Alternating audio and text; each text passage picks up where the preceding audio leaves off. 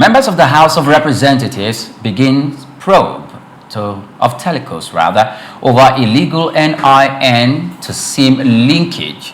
What are the implications on the new general multipurpose card introduced by the NIMC, National Identity Management Commission? Now, have you experienced it before? Or if you have, you could send us a message right now as we speak on our YouTube channel and our other social media handles, where you have a challenge with your SIM card or your NIMC number and some of the hurdles that you have gone through trying to make amends or to put them in order. Because we've been getting stories how individuals felt their phone numbers were, or their NIN numbers were linked to SIM cards that they do not own, and that could pose a very, very serious problem, because those people who are having those SIM card numbers that have been linked to your NIMC number, if they use it for unscrupulous purpose, for criminal activities, you could be in the hands of the law enforcement agencies answering some questions of things you do not know about. What is the implication of this? Well, I think there are a lot of things that we take for granted as a people in Nigeria. And that's because somehow we're not very conscious security-wise. NCC has been warning people from buying pre-registered SIM. Some people had pre-registered SIM. And that SIM, you have gone to buy it and you are using it. And for you to have to change that SIM to your own personal SIM, there's a whole lot of process that is involved. So you have to get a court affidavit, you have to do name, publicity and the rest of it. And then you go back to the office of the telco to go and do your biometrics and have it changed. So it's a big challenge. Some people also have their phones stolen, and they just throw away the SIM card and go and buy a new SIM card. And that number gets back into circulation, but it's already have been linked to somebody. Because the numbers are, when numbers are not active for a certain period of time, the telco circulates those numbers. So these are some of the things that happen, that you find that numbers seems to be linked. But I'm not sure that's the real purpose of the new multipurpose NIMC card. Yes, but it's to help that for multiple transactions that have to do with government business, that the card serve both function and can also use it to do transactions across banks. Take, for example, rather than carry 3-bank or 4-bank ATM card, the multipurpose card can serve that purpose of a credit bank, and then, of course, it's acceptable to all the banking institutions and make life simple for you. So you're not having 3 or 4 cards in one wallet. So one card, you can use it for identification, and you can also use it for financial transactions. I think this is majorly an issue of the telcos, and it's something that the telcos need to resolve. So I'm happy about the probe, the inquiry of the National Assembly or the reps specifically into this. So if a line has been assigned to someone before and has been registered, let's say that line has not been in use for a few years and the telcos want to reassign the line, it should be like a fresh line. Every data that was stored with that line, every registration, the information of the person who registered that line before should be wiped. So it's a bit like a fresh line. If you're sending that line again to somebody else, the person has to do a fresh registration. So it's bearing the details of the new owner of the line. That a line was held by Mr. A before, and that line has been resold to Mr. B. It should not have the information of Mr. A. because Mr. A has discontinued use of the line. When phones are stolen the owners of that line most times contact the telco, the telco at that service provider in charge of that particular line to disconnect that line, which they call blocking your SIM. So once your SIM is blocked, except you go back to them and ask them to reactivate that line, you can't use that line. Yes. So if a line has been deactivated, who then came forward for the reactivation of the line before it's now in use? These are issues that, questions rather, that the telcos need to answer. And then for NIN-SIM leakage, already pre-registered line, it still falls back to the telcos, because how do these dealers get access to the SIM? What is the condition for selling SIMs? How do you give them the SIM? So how do they register the line? When they register, because some of them have they have outlets where you can just buy your SIM and you can register. Sometimes they say, oh, the SIMs are already registered. Does the telco approve that you, who is not going to be the user of the line, can register a line or a SIM on behalf of the customer who's going to use it? So I think these are practices that the telcos need to stop. If you are having outlets that can deal on SIM, then there should be some scrutiny as to what they can do with the SIM. No SIM should be registered. And I think that some of these outlets, we're having them too many.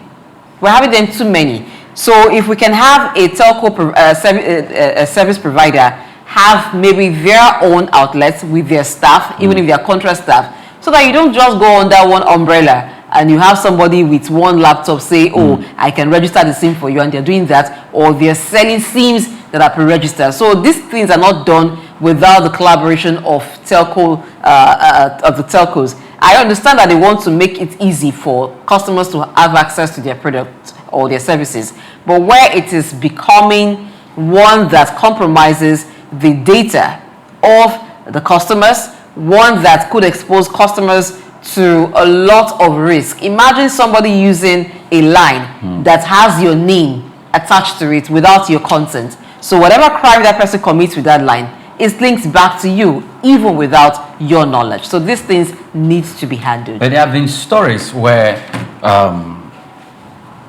some of these telcos will actually select some shops to give them, will I call it a franchise, for them to register SIM on their behalf. And you could see that some of these shops, when you go there, you see the conditions that you need to follow to register those lines or to link those details together. They're telling you, make sure you're taking a passport photograph, the background is either white or blue color. Make sure they're providing all those details for you, and they do it. We've heard of stories where some people go to this roadside register to register your SIM, and they will register your SIM, then they register another SIM using the same information, either your NIN, and you do not have that. And we've heard of stories whereby these lines are being sold to criminals. Sometimes you go and make printing of some of these documents and the requirement that you need to present for the registration of this SIM, and they felt like, okay, maybe this specific document, the way it's printed is wrong, so they trash it without shredding it. But they are not trashing it intentionally, without shredding it intentionally, because they have ulterior motives for it. And this has led to the undoing of a lot of people out there, where criminals and kidnappers perpetrate this act of criminality using other people's sensitive details, like their SIM card, their NIN to link to their SIM card. But I do not know, when thieves steal your phone or you lose your phone through any means, you're supposed to go back to do a welcome back from these service providers. Why do we still have these problems? So that's because I'm looking at it from the perspective that there are some details and security system digitally that is only available to these service providers who have access to your SIM and your NIN in their system when they are doing the linkage and the registration. How did it then fall into the hands of criminals to wield that against the people? Certain loopholes have been created, and that's what the criminals are exploiting. So in order to stop that, the loopholes that are created need to be blocked. Those who have the franchise, there are some of them, when you go there, you know that these ones have been accredited. Legitimate. There are others too. It seems like those who have been given the franchise now bring other people under them on board. So in order to curb it, there have to be strict implementation of the laws. It has to be a strict process. If you are a licensed telco agent, there are certain things you can't do. And anything that is linked, or any infraction, any sharp practice linked to your business or to your office, you face sanctions for it. But when we now have, for instance, I want to get into the business of selling SIMs, I can just start by myself along the roadside. There is no business name. All I have to do is that I get the SIM from those who have gotten the franchise deal, and they give me the SIMs. They register for me, and I'm selling, or I to now have access to the website where I can register for people. And then sometimes somebody comes to say, oh, I want to register a line. And you say, do you have NIN? So I don't have NIN. Say, okay, we can do it for you, but you pay extra because they have NIN that they can have access to. So to curb that, let it be that only telcos, only the service provider can register. So perhaps they need to increase their own outlet, but they can use their own staff that they vetted.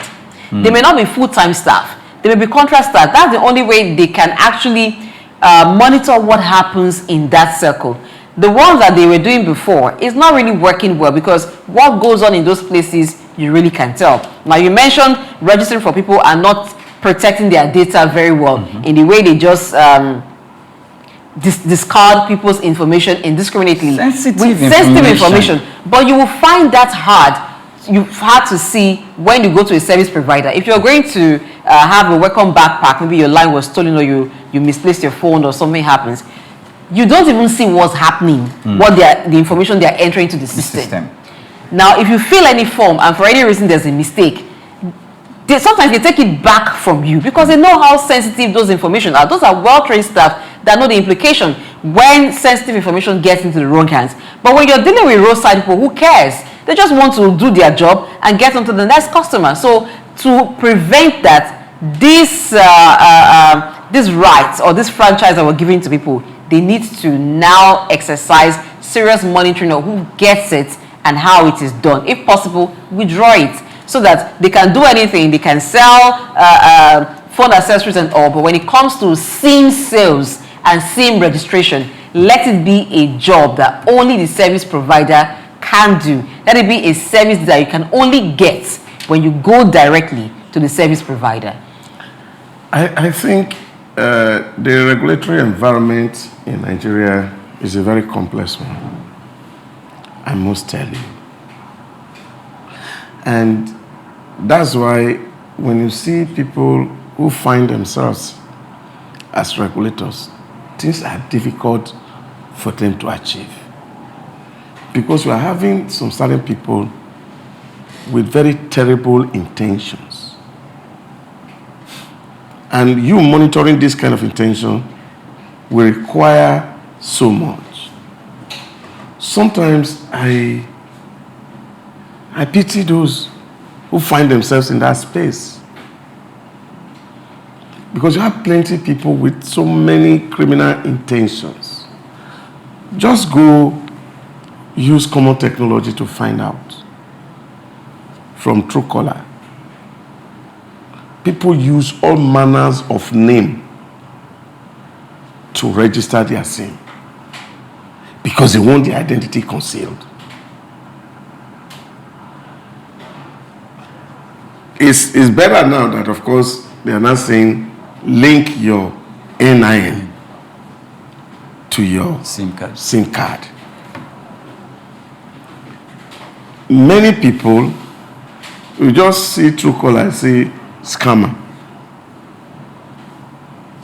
It's registered as scammer.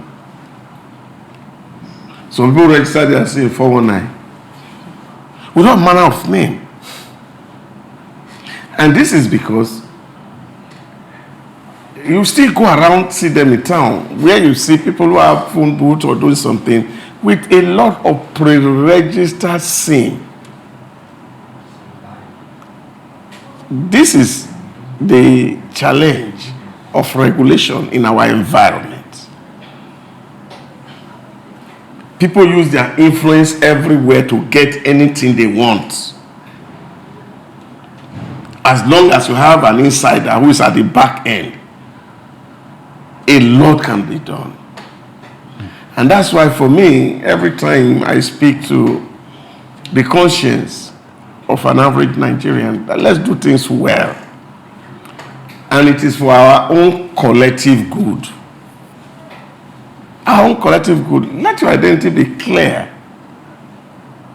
Some people even abuse the court process of affidavit and go there, swell affidavit. I've seen somebody before took money from a bank and went to swell affidavit to change his surname so that I can open another bank account. That's another business that thrives, affidavit. Yeah, so this is a problem, and you walk around the street and you are seeing people telling you affidavit. It's a big problem in our environment. And so this is what really poses the challenge for regulators and operators. Because people come to you with an intention that it becomes very difficult for you to probe. All you're asking is for ID card. They just enter into a business center and produce an ID card. And they give you. So are you not going to be asking, is this ID card authentic? Is there a way to check the authenticity of the ID card? So now a lot of people have refused. And I think what NCCA should also do is to enforce on the operators that any SIM that is not linked should be barred. And I think they did it at a certain time. Yes, it was done. But of course, there are still SIMs that are unlinked that are still in use. So the telcos should do, because it's also part of the marketing for them to say, oh, we have SY number of subscribers. 10 million subscribers. Yes, subscribers. So I think we need to clean up those data so that we know who is who registered what SIM. And if one person have 5 SIM, and we know that the names on that SIM, because that's what the law says, you cannot get above 5 on one name. So we see. So it's a problem of morality, really, in the environment and in the space, that people just want to make money, and anyhow that money come. Like they say, Machiavelli, the end justifies the means. For what you just mentioned, I remember vividly between 2021 and 2022 when the NCC and the NIN-SIM was out completely against the telcos. That look, it's either you link the SIM cards with the NIN or you bar them. And there was a stipulated penalty against the telcos.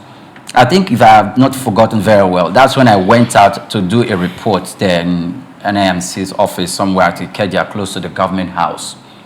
And that was even when COVID-19 was out and Nigerians was out. They were out. You could see them falling on themselves. The crowd was there. So whilst I was trying to report for NIN-SIM or the NCC, trying to make sure that things are right to prevent this criminal act and people who are dubious and taking advantage of other people's sensitive documents, I was also reporting if this is the right time for it to be done. Because if you remember vividly, my SIM had been linked to my NIN. And you know what? The service provider still barred it. It made me to and fro to make sure I got it sorted. So even when people who are in the right standing, they equally suffer the same fate.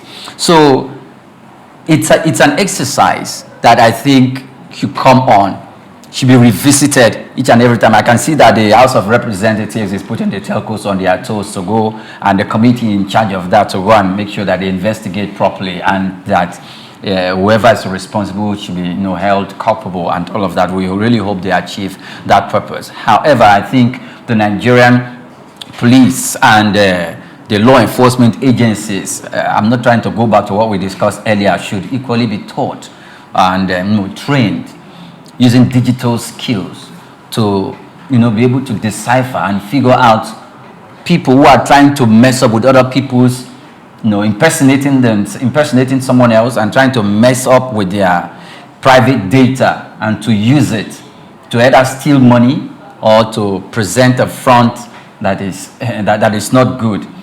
Now, if you remember vividly, these banks who borrow money to people, they've taken advantage of when people go to lend money to them. You mean the online loan, loan sharks, as they call them?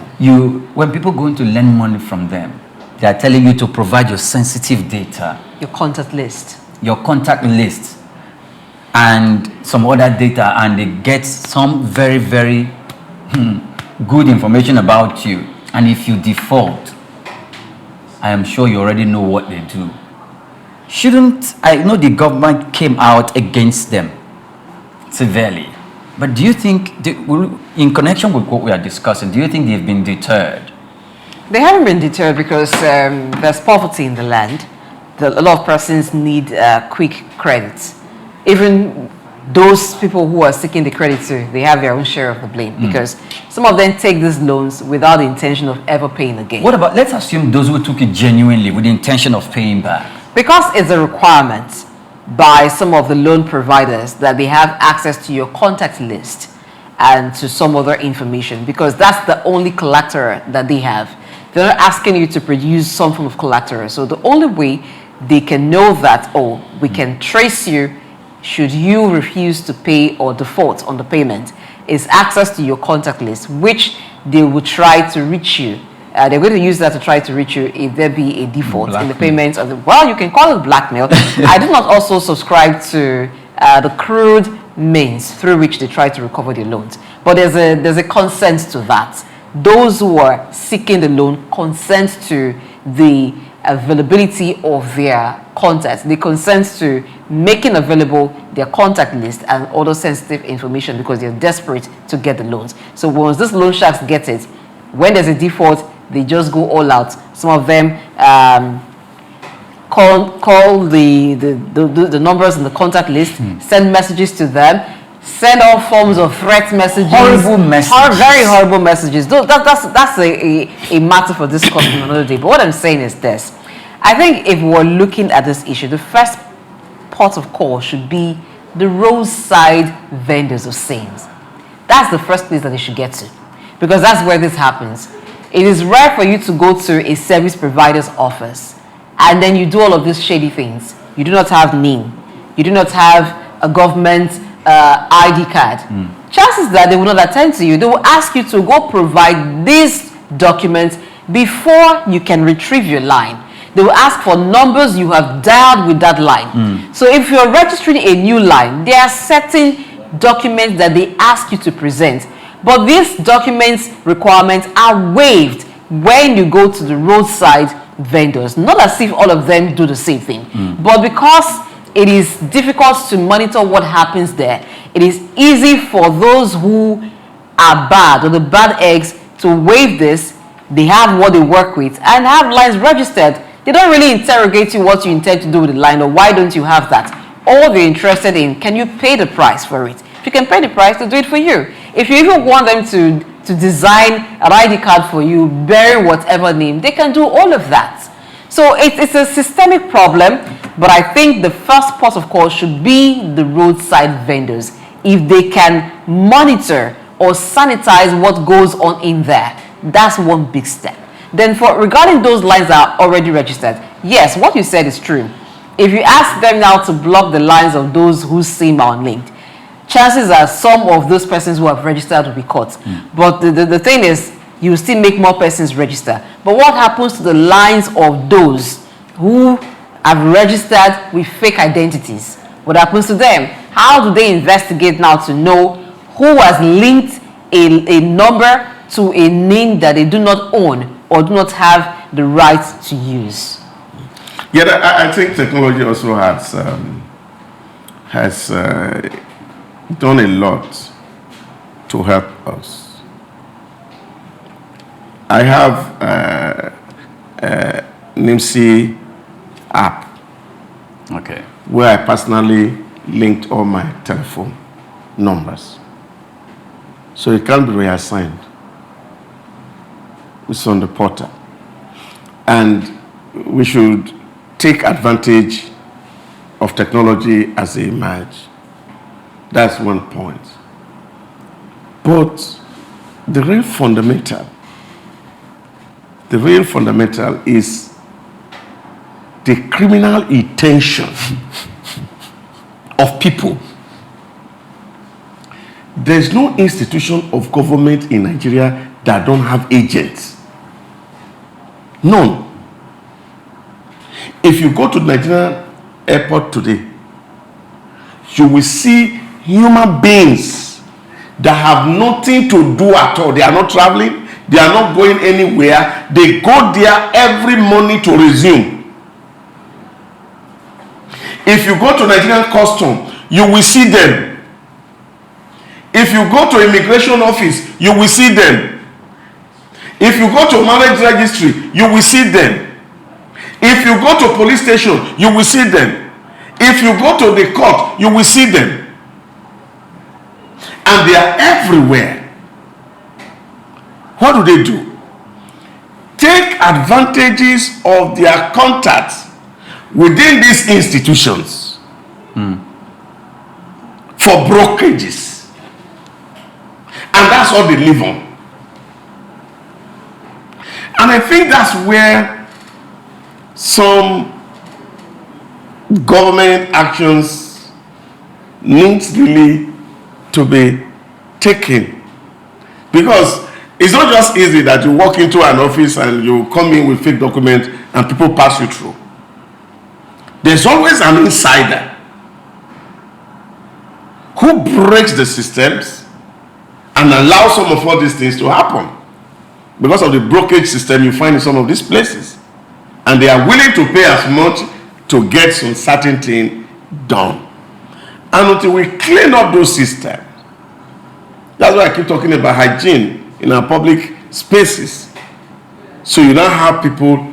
Well, how do you explain? I read the news that they say certain assistant commissioner of police was arrested somewhere in Kaduna trying to give ammunition to bandits. At that level. So this level of complicity of both the institution and the criminally minded individual in society who penetrate every institution of government is where the challenge is. And that's why I say to people, the Bible is very correct. Only righteousness exalts a nation. Sin will remain a reproach to any people.